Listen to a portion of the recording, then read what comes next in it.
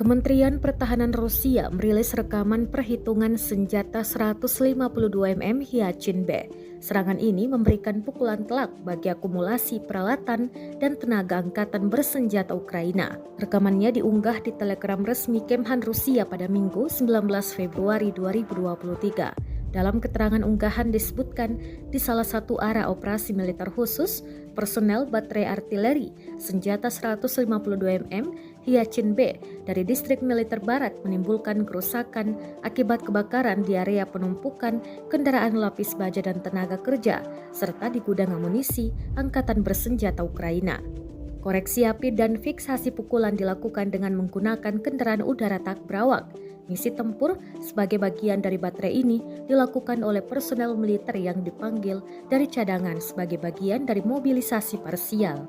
Diketahui pula meriam 152 mm Hyacin B dirancang untuk menghancurkan tenaga kerja, senjata, dan peralatan militer musuh yang terbuka.